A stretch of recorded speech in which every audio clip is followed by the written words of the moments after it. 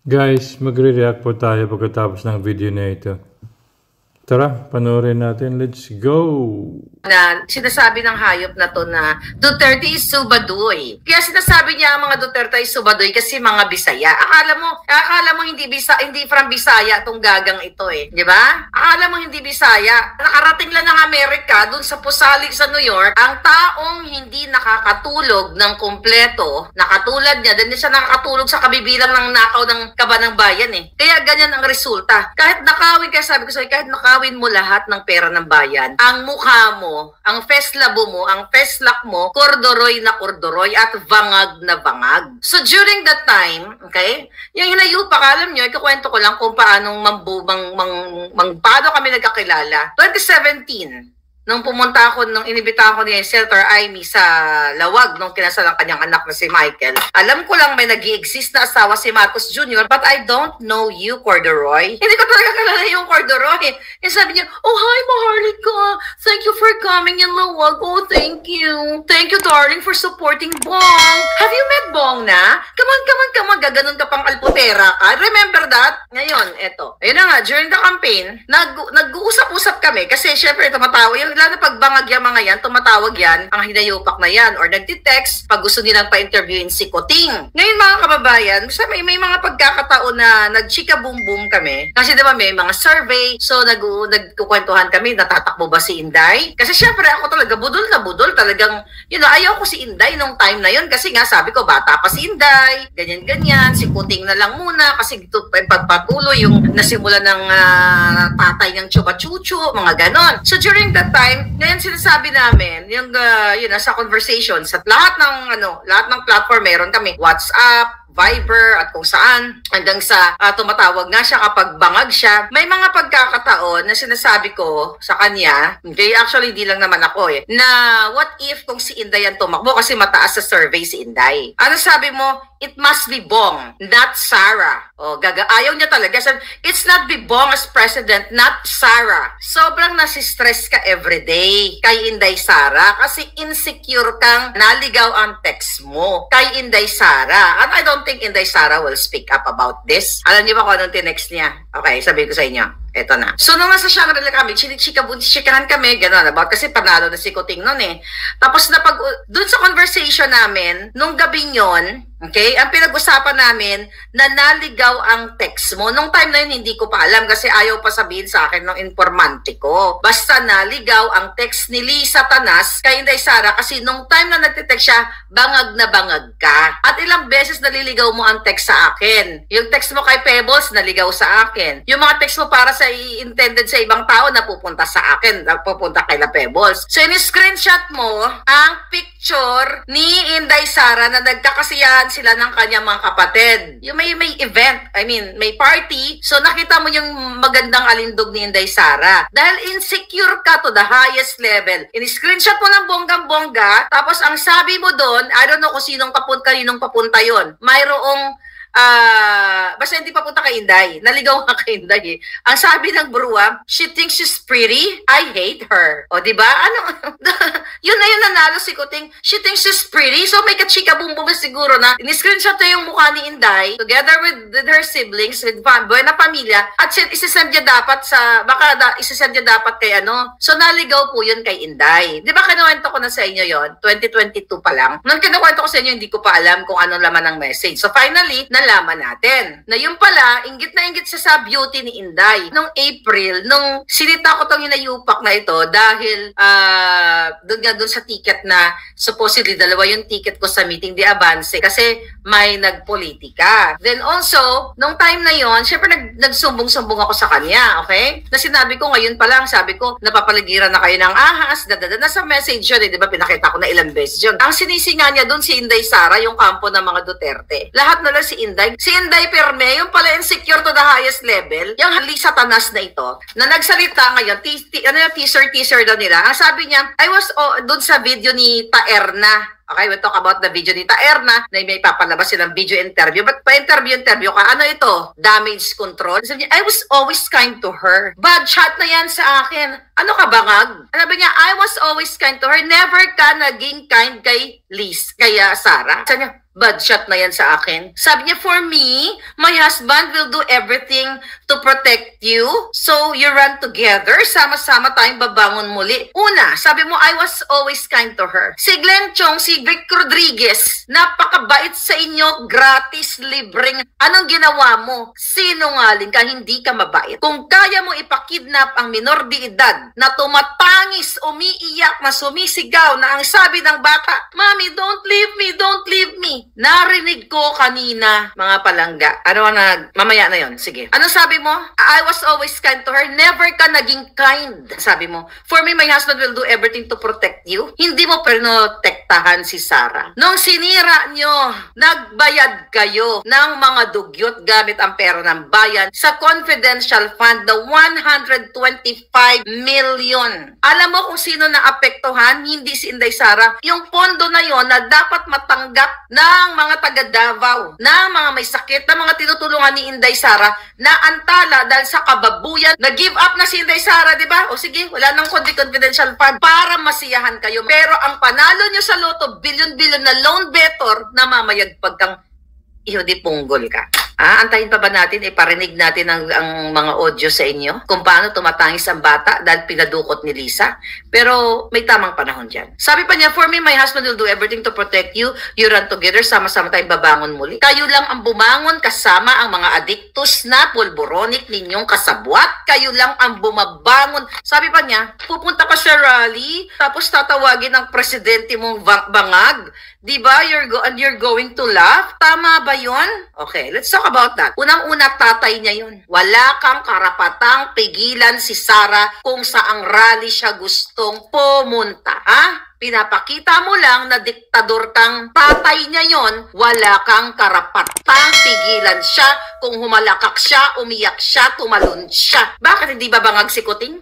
Masakit ba ang bangag na salita? O bakit hindi ka magpapulburon test? Kayong lahat. Bangag, masakit ang bangag. Yung pag-kidnap mo sa mga bata, mas masakit ang ginawa mo. Bakit ko inuulit-ulit ang pangalan mo? Para mailabas ka at makaray ka sa pinakataas-taasang hukom sa UN, sa HR, kasi nandoon na ang ebidensyang, ano pa sabi nitong, even Lenny never did that. Tignan mo, bakit si Lenny gusto mong i-divert yung kwento kay Lenny? Hindi natin papatulan si Lenny. Pero si Lenny tinawag kayong magnanakaw, lahat ng kasamaan itinawag sa inyo, bangag ka nga. Balikan mo ang mga video ni Lenny, lahat ng kawat, lahat ng mga pangit na salita ng mga dilawan, uhukayin nga, di ba? Ni Kiko ang si Marcos Sr. I was very emotional. I hope maiparinig ko sa inyo, but i-describe ko sa inyo. I think I'm allowed to describe, but not to play the video. Balikan natin na si Lisa ay naging mastermind ng pangingidnap sa mga minor de edad. Balikan ko po ang istorya.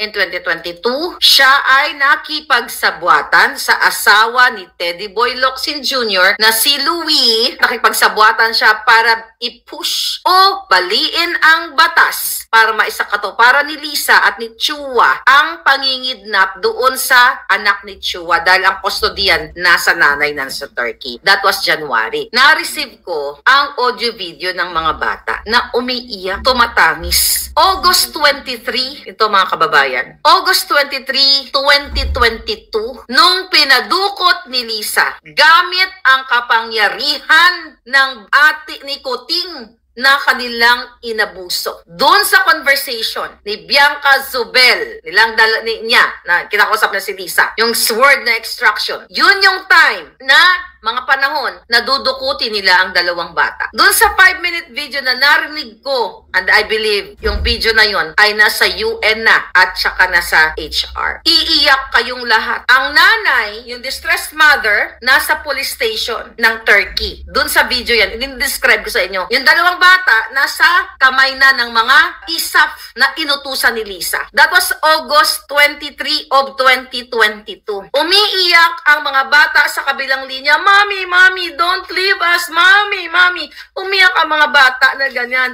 Umiiyak din yung nanay. Ano sabi nung nanay? Sabi niya, sweetie, I will do something. Mom will do something to get you. Ganun yung conversation. Tumatangis, Lisa, ang mga bata. Hindi kita titigilan dahil narinig ko ang iyak ng mga minor de edad na pinadukot mong, and the people should speak up now. Hindi ko alam kung bakit nagbigibingihan pa kayo. Kung hindi ko lang pwedeng iparinig sa inyo dahil hindi pa ako inaalaw. 5-minute video, umiiyak ang mga bata during that time, 8-9 years old. Gaano kasakit sa isang magulang, gaano kadimo ang tatay at si Lisa na naging magkasabwat sila. Umiiyak ang mga bata na mami, kinukuha sila ng gobyerno ng Pilipinas. Alam mo yung kikidnapin ka, hahawakan ka ng mga military, 8-9 years old. Imagine, i-feel ninyo, masarap bang dudukutin ang 8-9 years old mong anak ng stranger? Gamit ni Lisa ang kapangyarihan ng gobyerno, pinadukot ni Lisa ang mga bata,